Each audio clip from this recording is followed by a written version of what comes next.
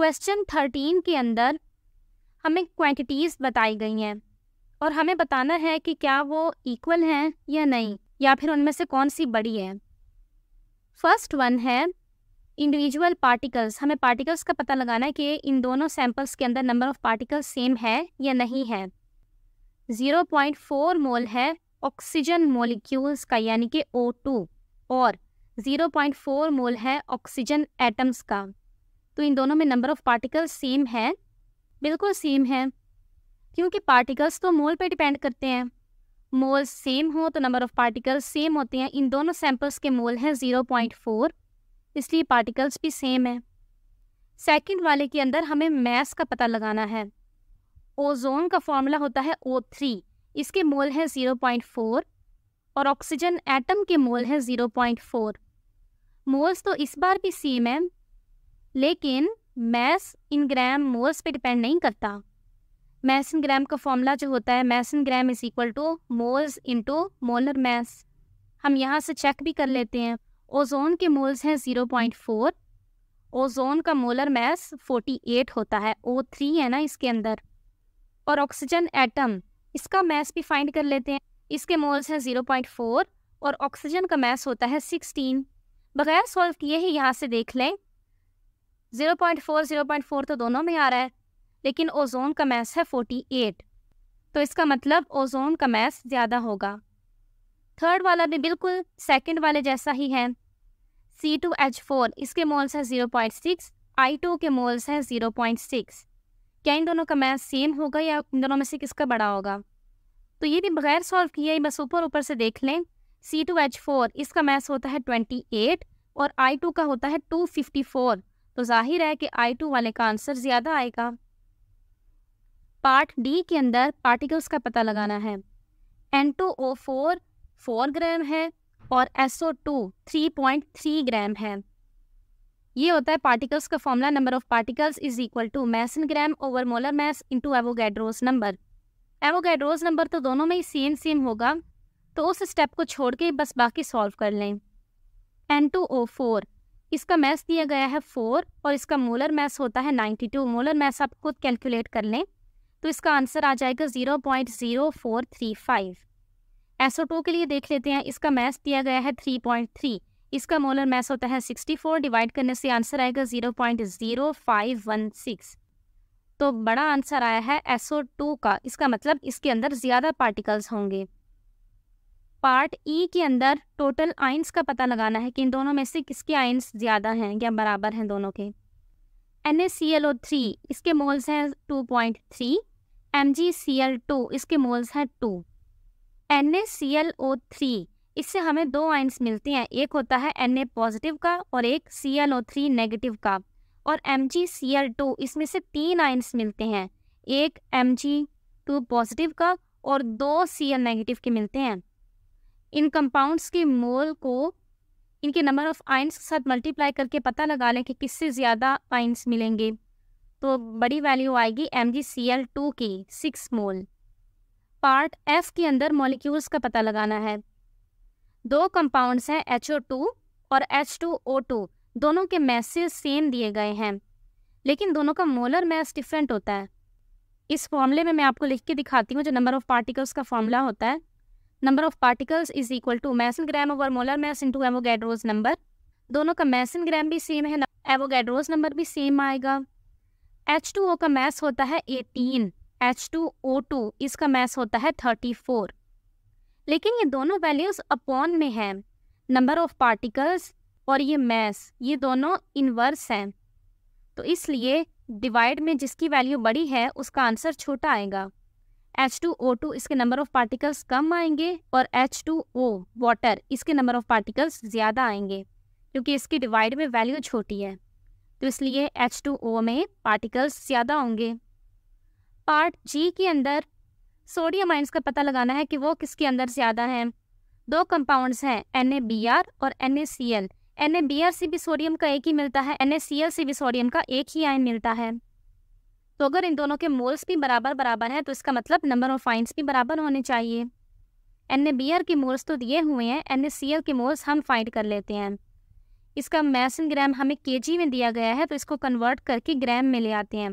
KG को ग्राम में लाने के लिए हम करते हैं 1000 से मल्टीप्लाई, तो इसको सॉल्व करके आंसर आ जाएगा 0.248 मोल। तो ज़्यादा मोल्स NaBr के हैं, तो इसलिए उसके अंदर आयंस भी ज़्यादा होंगे सोडियम के। लास्ट वाले के अंदर भी हमें मैस इन ग्राम का पता लगाना है कि इन दोनों में से किसका ज़्यादा है। दोनों में नंबर ऑफ पार्टिकल्स भी सेम है। यूरेनियम के 2 आइसोटोप्स हैं, इनके मोलर मैसेस डिफरेंट हैं। ये फॉर्मूला है ना मेरे पास मैस इन ग्राम का, जो नंबर ऑफ पार्टिकल्स से रिलेट करता है। अब देखिए इसके अंदर मैस इन ग्राम और मोलर मैस इन दोनों का डायरेक्ट रिलेशन है, तो इसलिए जिसका मोलर मैस ज़्यादा होगा उसका मैस इन ग्राम भी ज़्यादा आएगा, अगर बाकी सारी चीज़ें कांस्टेंट हों तो। क्वेश्चन 14 में परसेंटेज कैलकुलेट करने के लिए कहा गया है। इसके पार्ट ए में 4 कंपाउंड्स दिए गए हैं और इनमें से हमें नाइट्रोजन की परसेंटेज कैलकुलेट करनी है। परसेंटेज कैलकुलेट करने का फॉर्मूला होता है percentage is equal to mass of element over mass of compound into 100। हमें यहाँ नाइट्रोजन की फाइंड करनी है ना, तो मैस ऑफ एलिमेंट में नाइट्रोजन का मैस लिखेंगे, डिवाइड कर देंगे उस पूरे कंपाउंड के मैस से और 100 से मल्टीप्लाई कर देंगे। जैसे कि फर्स्ट वन है NH3 अमोनिया। अमोनिया का सबसे पहले तो हम मैस कैलकुलेट कर लेते हैं, जैसे हम करते होते हैं मोलर मैस कैलकुलेट। NH3 के अंदर नाइट्रोजन 1 है, 14 होता है इसका मैस, प्लस हाइड्रोजन का 1 होता है, इसको 3 से मल्टीप्लाई कर दें, आंसर आ जाएगा 17 ग्राम पर मोल। अब परसेंटेज का फॉर्मूला लगा देते हैं।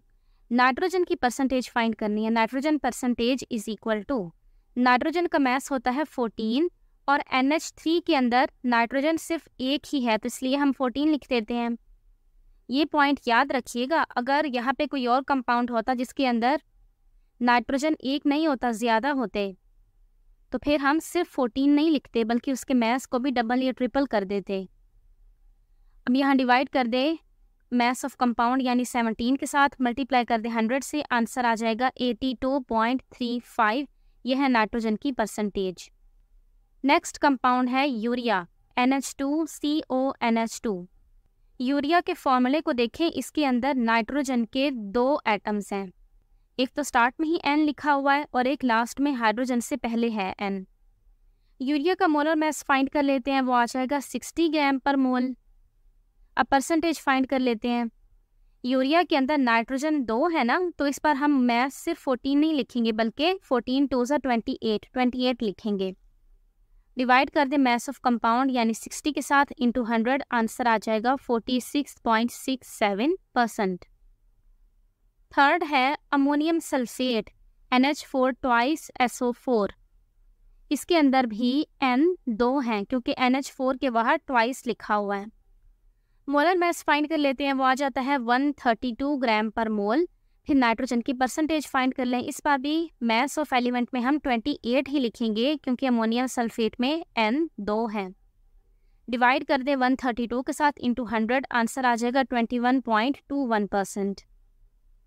फोर्थ है अमोनियम नाइट्रेट, NH4NO3। इसके अंदर भी N 2 है। मोलर मैस फाइंड कर लेते हैं, वो आ जाएगा 80 ग्राम पर मोल। फिर इसकी परसेंटेज फाइंड कर लें, वो आ जाएगी 35%। पार्ट बी के अंदर भी सेम यही सब कुछ करना है, लेकिन उसके अंदर हर कंपाउंड में से हमें नाइट्रोजन और फॉस्फोरस दोनों की परसेंटेज फाइंड करनी है, तो वो आप खुद ही सॉल्व कर लें। फॉस्फोरस का मैस होता है 31, इसको यूज़ कर लीजिएगा क्योंकि आगे और भी सवाल हैं करने के लिए। अगर सारे मैं सॉल्व करूँगी तो वीडियो बहुत लंबी हो जाएगी, इसलिए जो सेम है वो आप खुद सॉल्व करें। क्वेश्चन 15 के अंदर भी सबसे पहले तो हमें परसेंटेज फाइंड करनी है। ग्लूकोज C6H12O6, ये है मेरे पास कंपाउंड। इसके अंदर से कार्बन, हाइड्रोजन और ऑक्सीजन, इनकी परसेंटेज फाइंड करनी है, तो ये भी आप खुद ही सॉल्व कर लें। और इसी क्वेश्चन 15 में हमें कार्बन, हाइड्रोजन और ऑक्सीजन, इन तीनों के नंबर ऑफ पार्टिकल्स भी फाइंड करने हैं। ऐसा सवाल भी हम पहले कर चुके हैं। आप ग्लूकोज के नंबर ऑफ पार्टिकल्स फाइंड कर लें इस फॉर्मूले के ज़रिए। जो ग्लूकोज के पार्टिकल्स आएंगे, इसके अंदर जो अलग अलग एटम्स मौजूद हैं वो भी इतने ही होंगे, लेकिन कार्बन 6 है तो इसको 6 से मल्टीप्लाई कर दीजिएगा, हाइड्रोजन के लिए 12 से मल्टीप्लाई कर दीजिएगा, ऑक्सीजन के लिए भी 6 से मल्टीप्लाई कर दीजिएगा। क्वेश्चन 16 में इंपेरिकल फार्मूला फाइंड करने के लिए कहा गया है और 17 में मॉलिक्यूलर फार्मूला फाइंड करना है। लेकिन मॉलिक्यूलर फॉर्मूला फाइंड करने के लिए भी पहले हमें एम्पेरिकल फाइंड करना पड़ेगा। तो इसलिए मैं 17 करके दिखा देती हूँ और 16 आप खुद कर लीजिएगा। 17 क्वेश्चन के अंदर हमें कंपाउंड दिया गया है सीरोटोनिन। इसका मोलर मास होता है 176 ग्राम पर मोल। इसके अंदर से हमें कार्बन, हाइड्रोजन, नाइट्रोजन और ऑक्सीजन, इन तीनों की परसेंटेजेस मिली हुई हैं। एम्पेरिकल फॉर्मूला फाइंड करने के लिए कुछ स्टेप्स होते हैं। परसेंटेज फाइंड करने के बाद वाला स्टेप होता है ग्राम एटम्स या मोल्स फाइंड करने वाला। तो इन परसेंटेजेस को यूज़ करके ग्राम एटम्स फाइंड कर लेते हैं। ग्राम एटम्स का फॉर्मूला होता है percentage of an element over atomic mass. Carbon की ग्राम एटम्स फाइंड करते हैं, उसकी परसेंटेज दी गई है 68.2 ओवर कार्बन का मास होता है 12, आंसर आ जाएगा 5.68। हाइड्रोजन की ग्राम एटम्स फाइंड कर लेते हैं, इसकी परसेंटेज है 6.86 ओवर इसका मास होता है 1, आंसर आ जाएगा 6.86। नाइट्रोजन के फाइंड कर लेते हैं, इसकी परसेंटेज मिली हुई है 15.09 ओवर इसका मास होता है 14, आंसर आ जाएगा 1.08। इसी तरह से ऑक्सीजन की भी कैलकुलेट कर लें। अब इन ग्राम एटम्स को यूज़ करके एटॉमिक रेशियो फाइंड करते हैं। उसका फॉर्मूला होता है gram atoms over smallest number of gram atoms. इन चारों वैल्यूज़ में से सबसे कम किसकी वैल्यू आई है ग्राम एटम्स की? वो आई है ऑक्सीजन की। तो इसलिए नेक्स्ट स्टेप में हम सबको डिवाइड कर देंगे 0.57 से। अब सबके ये एटॉमिक रेशियो फाइंड करते हैं। Atomic ratio of carbon is equal to, carbon की ग्राम एटम्स आए थे 5.68 ओवर डिवाइड कर दें स्मॉलेस्ट वैल्यू से 0.57 से, आंसर आ जाएगा 10। 9.9 आंसर आएगा, राउंड ऑफ करके वो 10 बन जाएगा। हाइड्रोजन, नाइट्रोजन और ऑक्सीजन, इन तीनों के लिए भी ऐसे ही फाइंड कर लें। तो देखिए लास्ट में रेशो आ गई है मेरे पास 10, 12, 2 और 1। तो इस तरह से मेरे पास फॉर्मूला बन गया C10H12N2O। ये है सीरोटोनिन का एम्पेरिकल फॉर्मूला। अब हम मॉलिक्यूलर फॉर्मूला फाइंड करते हैं। Molecular formula is equal to N into empirical formula. N find करने का फॉर्मूला होता है N is equal to molecular mass over formula mass.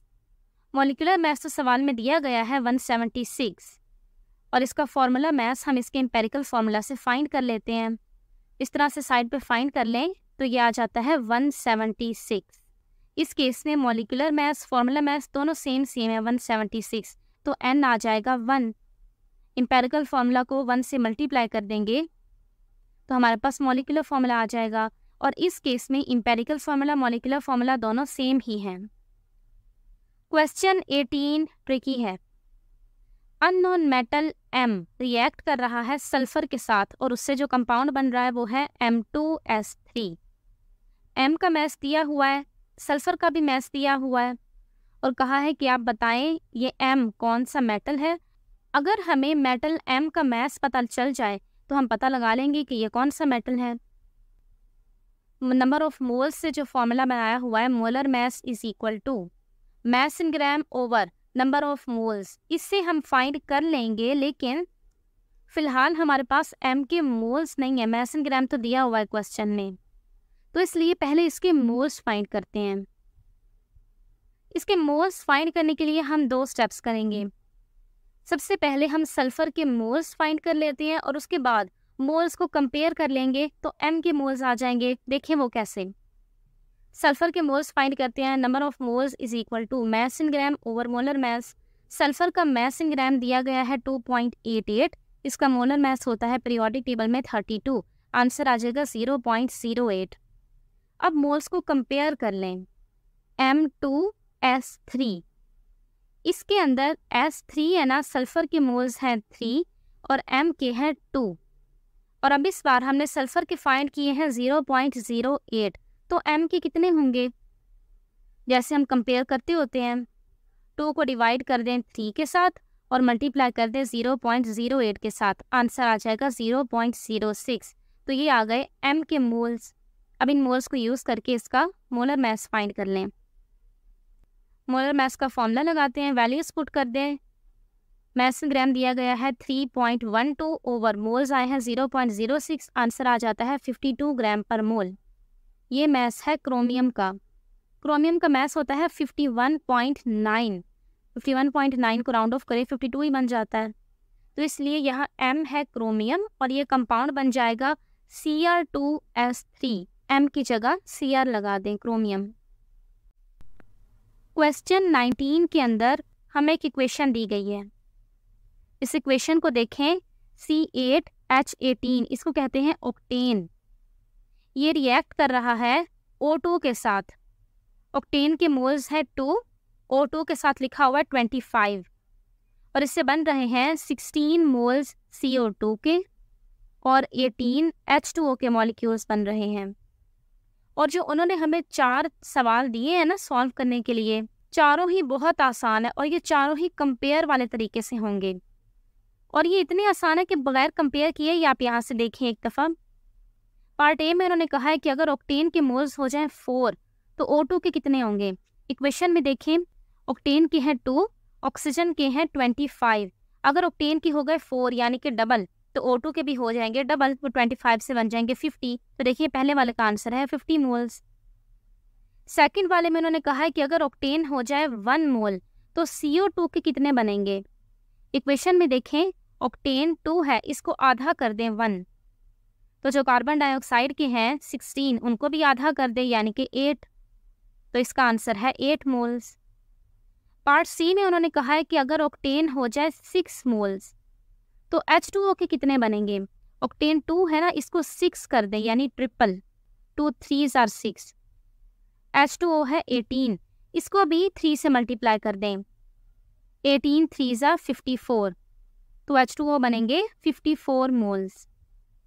Last में उन्होंने कहा है कि हम चाहते हैं कि CO2 बने हमारे पास 8 मोल्स, तो उसके लिए ऑक्टेन और ऑक्सीजन इन दोनों की कितने मैस की ज़रूरत होगी। मैस हम फाइंड कर लेते हैं, पहले मोल्स को देख लें। CO2 हो जाए हमारे पास 8, अभी 16 है ना, आधा कर दें यानी कि 8, तो ऑक्टेन भी आधा हो जाएगा, ये 2 से बन जाएगा 1, और O2 ये भी आधे हो जाएंगे, 25 का आधा होता है 12.5। तो अब ये जो मोल्स हैं ऑक्टेन 1 और ऑक्सीजन 12.5, इन दोनों को मैस में कन्वर्ट कर लेते हैं। सबसे पहले तो लिख देते हैं कि 8 मोल्स अगर CO2 के हैं तो ऑक्टेन का होगा 1 मोल और O2 के होंगे 12.5। अब मैसन ग्राम का फॉर्मूला लगाते हैं। Mass in gram is equal to moles into molar mass. Octane के मोल्स हैं 1, इसका मोलर मैस होता है 114, तो इसका आंसर आ जाएगा 114 ग्राम। ऑक्सीजन का मैसन ग्राम फाइंड कर लेते हैं। इसके मोल्स आए हैं हमारे पास, इसके मोल्स हैं 12.5, ऑक्सीजन का मोलर मैस होता है 32, मल्टीप्लाई करके आंसर आ जाएगा 400। तो ये आ गए हमारे पास दोनों के मैसेज। अस्सलामु अलैकुम।